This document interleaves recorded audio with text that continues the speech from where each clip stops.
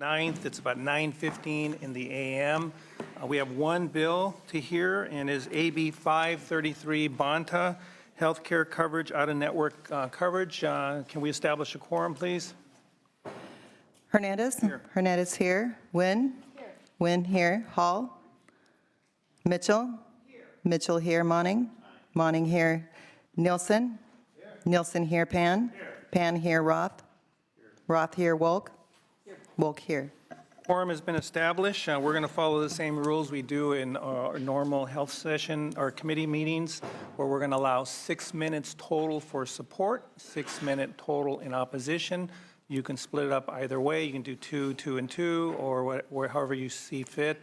Then we'll open up to questions to the members, and if there's a motion, we'll move on the bill. With that, Chairman Bonta, welcome to the Senate Health Committee, and please proceed. Thank you, Mr. Chairman. Thank you, Senators. Appreciate the opportunity to be with you here today to talk about AB 533, which is our ban on surprise billing bill. And it says that when a patient goes to an in-network facility and does everything right and follows the rules, but unbeknownst to them, an out-of-network provider takes part on the medical team, that they can't be balance billed at the out-of-network rate, and that they're only responsible for the in-network cost sharing. And we think it's a strong consumer protection bill, first and foremost. It protects patients, protects Californians throughout the state. And on that, all stakeholders agree. So we're doing something really important for patients and for consumers with this bill.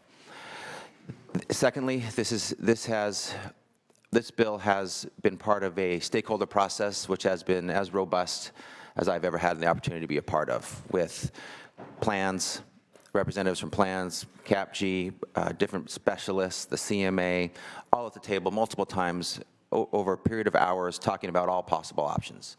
Everything's been on the table. Everything's been discussed at least once. Most items discussed multiple times to get to where we are today. And during that process, I promised folks that this is going to be a tough issue, and if we're going to solve it, folks are going to be uncomfortable. And clearly, they are. And that was expected. That's necessary if we're going to solve this problem and stand up for consumers in this state. And that's where we are today. But here's how the stakeholder process occurred. Both the plans on the one side and the providers on the other had approaches for the fair payment process that they basically couldn't live with. For the providers, that was being paid the average contracted rate. For the plans, that was a fair payment standard that was based on charges. Those extremes, so to speak, were taken off the table. And what we were left with in the middle were two approaches. One, an approach using the Medicare database, which is public and transparent. Everybody knows what it is. There's no doubts about what it is. Medicare is considered a strong government payer, a strong public payer. Nearly every physician in the state accepts Medicare as payment in full. And so we use that was one option. Another option was IDRP, the independent dispute resolution process. So with the proposal that we have on the table today, we have landed exactly squarely in the middle of these negotiations with a blending, a hybrid of an IDRP process and a Medicare-based process where, at the very least, a provider will receive nothing less than the Medicare reimbursement rate for the services provided. Nothing less. It's a floor. It's a beginning point. It's a starting point. It's an insurance. And then, through the IDRP process, they can receive more if the facts of their situation dictate that, up to an unlimited amount. There's no ceiling. There's no cap. So it's a Medicare floor with an IDRP on top of it. And that's squarely in the middle of the negotiations. We think that after, as far as we've come with the different options that were on the table, this is a fair approach to addressing this very critical issue for consumers and patients in the state of California. And in the amendments, you can see that there's a delay on the implementation process of 6 months, so that we can, so it's a July 1, 2016 implementation date to allow for the healthcare system to have time to adjust to this new law.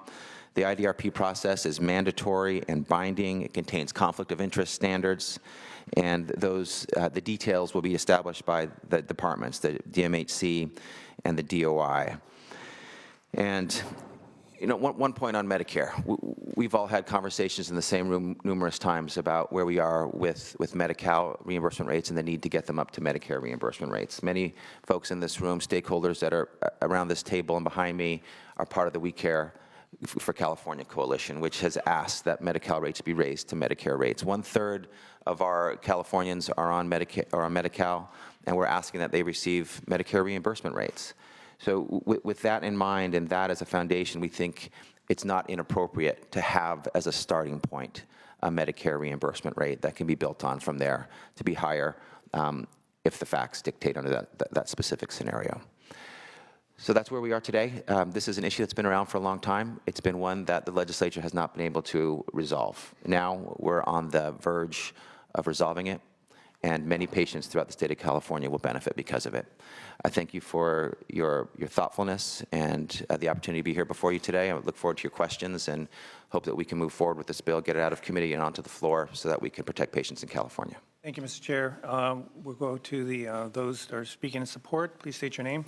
Beth Capella on behalf of Health Access California. We're pleased to sponsor this measure to protect patients who do the right thing by going into an in-network hospital, laboratory, imaging center, or other facility and inadvertently, without their consent in advance, receive out-of-network care from a physician specialist.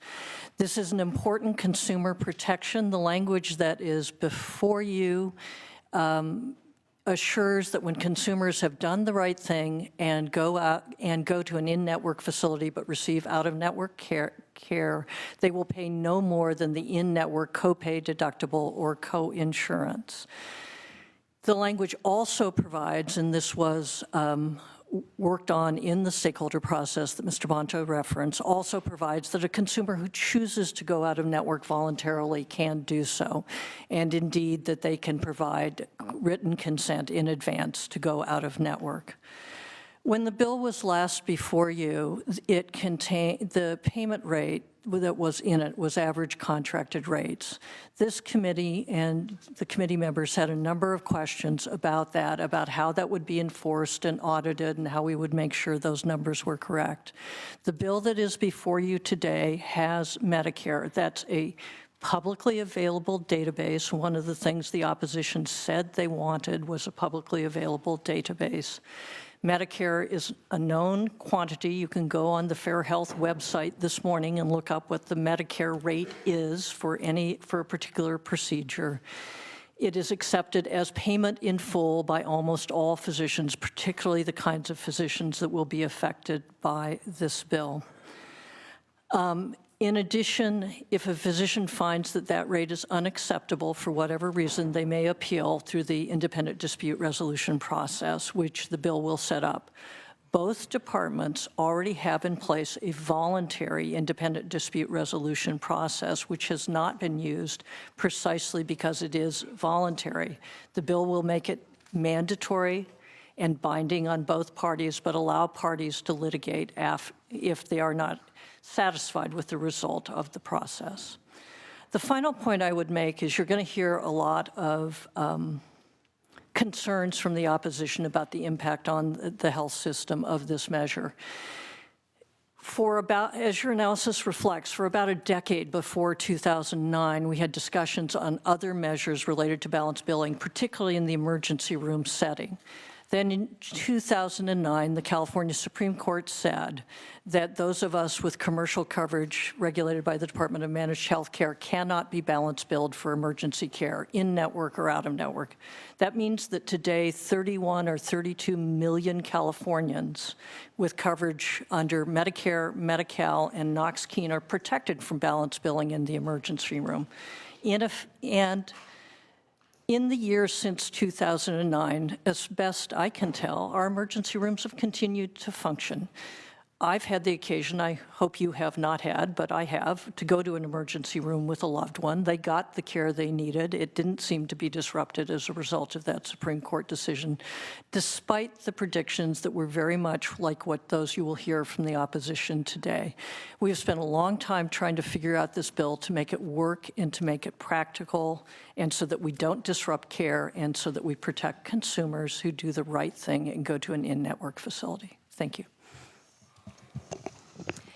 Mr. Chair, members, Sarah Phlox from the California Labor Federation, very much in support of this bill, and in support because this is an issue that not only affects individuals who are buying their coverage in the individual market, but it affects our members. It affects members who have job-based coverage, who have good middle-class jobs, who are doing the right thing and researching when they go in for a procedure, and they are still getting surprise medical bills in the hundreds of thousands of dollars, which means even when they have a good union job, they still are not able to pay their bills. They don't have those kind of resources in savings. They don't have those assets. And so even though we had the Affordable Care Act, which was supposed to do away with medical debt and medical bankruptcy, we have our members who have very robust coverage who are still facing this crisis. So this is a particularly important issue for us, and we very much are appreciative of the author and all the stakeholders who did so much hard work on this bill. We are particularly happy that there was a compromise reached where providers will be able to get a fair Medicare rate and will have an appeal process. So as the author said, this is a floor. This is a floor where they are able to get a fair rate that is transparent and can appeal for more. One of our concerns is if we move to something which is the actual charge, that this is going to have an impact on our premiums. We have been fighting tooth and nail to figure out a way to contain the rising cost of healthcare because it's eating up our wages and it is hurting our employers. And our concern is that if there's anything other than Medicare, this is going to have an impact on healthcare costs, and we just cannot, it's just unsustainable. So we thank the author and stakeholders for this great work, and we urge your support. We have about 22 seconds left, sorry. Stephanie Watkins on behalf of the Association of California Life and Health Insurance Companies. We're here today in support. We applaud the efforts of the author and sponsors for bringing together a very collective, diverse group. It was an interactive, iterative process that was very lengthy. We feel like the bill in print today really meets the goals of protecting consumers, as well as also creating a floor and a base compensation rate, which also allows for due process for doctors who in special circumstances do deserve to be compensated higher than the Medicare rate. So for those reasons, we remain in support of the bill and respectfully request an aye vote. Thank you. We went over by about 8 seconds. Allow in all fairness, the opposition the same amount of time. Those in opposition, I'm sorry, support. Those in support. Please come up and state your name and position.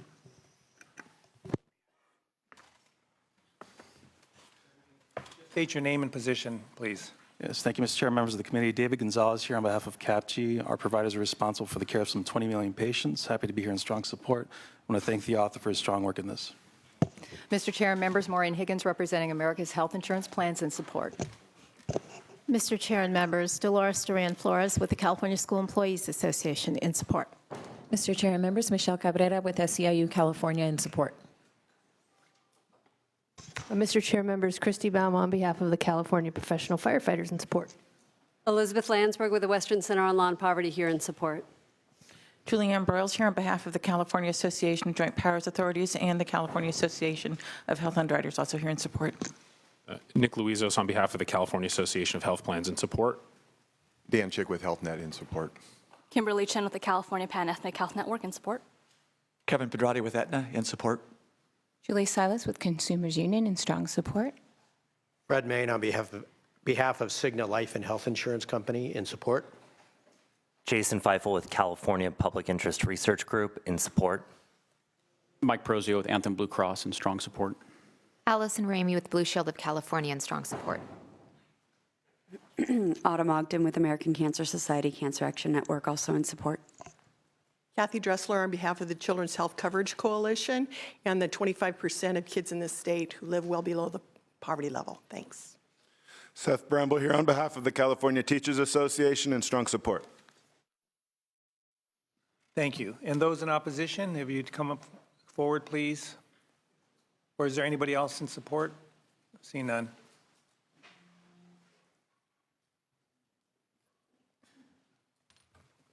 And again, we'll allow just over 6 minutes for those in opposition. Choose how you'd like to divvy up the time, and please present and state your name. Thank you, Mr. Chair and members. Stuart Thompson on behalf of the California Medical Association. We do want to first just say that we do agree in the situation where a patient goes in-network, has a PPO product, and wants to use their in-network benefit, that they should be held to their in-network cost sharing. But we think that this bill has some unintended consequences insofar as it basically prohibits someone who does want to use the out-of-network benefit from doing so in a timely manner. I just want to briefly touch upon the stakeholder meetings and I guess rebut that we feel like we've been falling in a fair place. I think between us and the health plans, one of us is in vigorous support and one of us is in vigorous opposition. And I think you can just say by looking at that we really haven't hit the sweet spot of actually making a fair and reasonable solution to this problem. And just from CMA's perspective, we've been able to say that we'd sign off on 2 proposals, the first being what they did in New York. We can briefly touch upon that, but that had support from Consumers Union and many other consumer groups. It was basically tying into the Fair Health Database, baseball-style arbitration, and a loser pays model. We believe that this drives both payers and providers to charge reasonable rates and make reasonable payments, and there's a loser pays at the end of that, which would provide some sort of hammer for anyone acting in a bad manner. Secondly, the second proposal that we signed off on is there's basically something called the Gould criteria. And the Gould criteria is criteria developed through litigation, court litigation, to determine this exact problem. What should be the reasonable and customary value of physician services provided, a non-contracted physician provided to a patient? We basically said if the health plan would make payments based on those criteria and contracted rates that the health plan has with similar providers with a baseball-style arbitration, we'd be neutral. And still, if that went in the bill, we'd be neutral at that point. Both those proposals were rejected. We did ask for an IDRP process, but it's really important that we actually kind of know what the structure of that IDRP process looks like, so we know from the provider's perspective as to whether it's going to be fair, whether it's going to be efficient, and whether it's actually going to provide an actual mechanism to resolve the disputes. And I want to next touch upon some of the language that was just amended to the bill this Saturday. The sponsor did state that someone who does want to use their out-of-network benefit can do so with consent. However, I just want to walk through that because basically now, if you're at a contracted facility and you have a PPO product and you have and you want to see an out-of-network physician, you have to sign an agreement with that physician, and then 3 days after that agreement is signed, a service can be provided in order to opt out of this scheme. And for us, we see that as an unreasonable delay in payment. What happens a lot is the example we use is someone comes into the hospital and maybe they've hurt their knee and they want an osteopathic surgeon or the best knee surgeon to come and actually check them. Well, under the premise of this bill, in order to do that, they'd have to first sign an agreement with that physician, and then 3 days later, the service can be provided. And so we look at that as this bill basically eliminates the out-of-network benefit for the PPO product. And I don't think that's the intent of the author, and I don't think that's the intent of the sponsor, but that's the way we read the bill.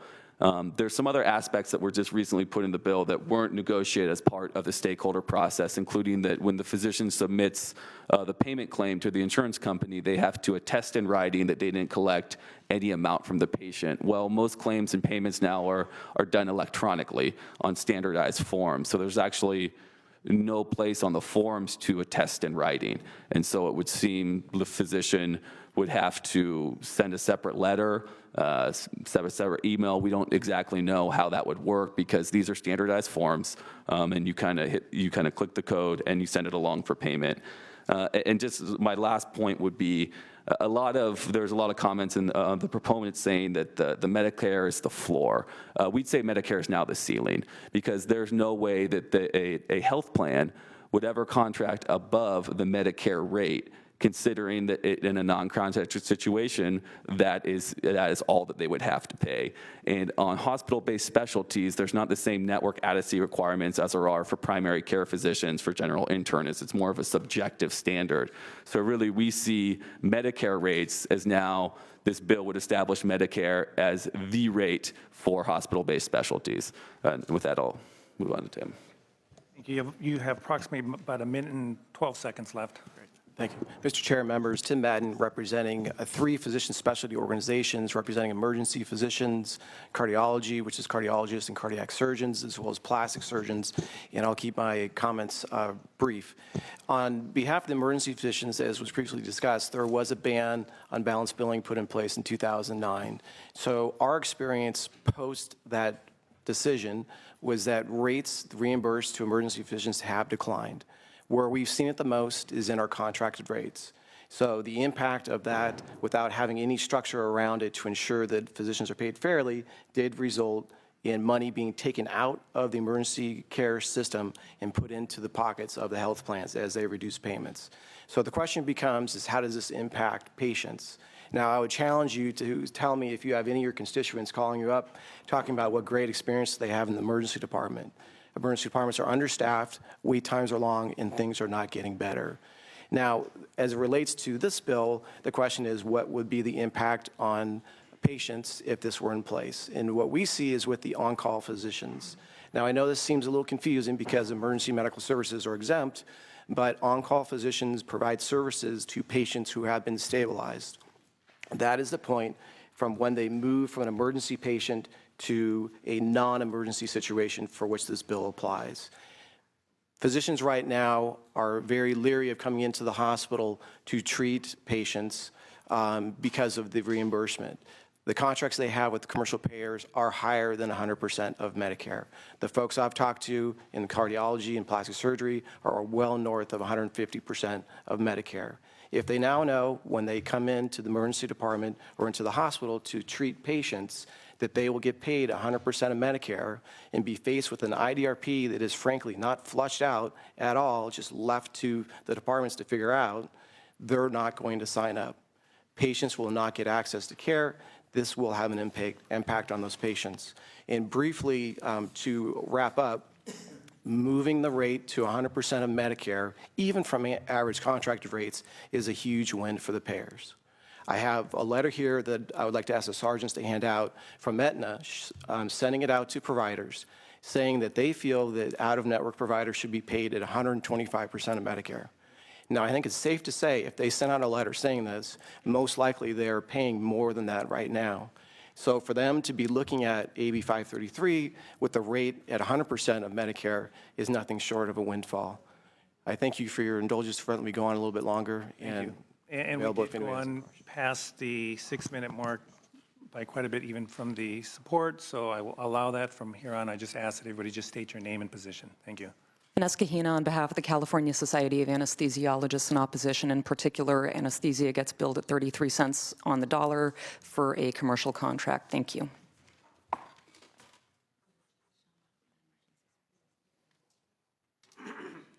Mr. Chair and members, Bob Ackerman on behalf of the California Radiological Society and California Society of Pathologists in Opposition. Thank you. Mr. Chairman and members, Tim Shannon representing the California Orthopedic Association, also in opposition. You've heard this bill before, and unfortunately, this bill has moved in the wrong direction from our perspective. Thank you. Good morning, Brianna Pittman with the California Dental Association, also here in opposition for the reasons stated. Thank you. Thank you. Anyone else in opposition? Okay, we're going to bring it to the members. Any questions or comments? Senator Mitchell, and then I think Roth, then Pan, then Monty. Well, you know, and then Nielsen. Did you go first? All right, we'll get everybody. You want Nielsen as your vice chair to go first, or you? Well, let's do you first. Okay. Then we'll do either Nielsen or Nguyen, and then we'll move over to this side. Thank you. I'll be brief, Mr. Chair. Thank you, sir. I just have to say in observation that it's clear that late-hour amendments often make interesting bedfellows, particularly this time of year. Not sure how many times this year we've seen certain groups line up in support of a policy issue. And also, I think this time of year, best intentions can sometimes lead to unintended consequences. So that's my concern. My antenna is heightened when amendments go through late. I understand the process, but I just think that we have an obligation, particularly when I consider the fact that we spend so much time in this committee, in this body, talking about access to care. And frankly, the vast majority of our policy actions and budget actions have focused on access as opposed to the provider network that has to be there to really indeed provide access. So sometimes we speak with forked tongue. So my question really is, and it comes from conversations I've had with folks in my district, providers in my district who have a history of providing care in hospitals, and we all know that all health facilities are not created equal in terms of who they provide care to or the geographic area that is their catchment area. And so in those facilities who rely heavily on on-call physicians, just because of the makeup of the facility, will this diminish the likelihood that an on-call physician will provide services to particular facilities because of this ceiling, floor, whatever your perspective is in terms of the Medicare piece? How do you respond to that?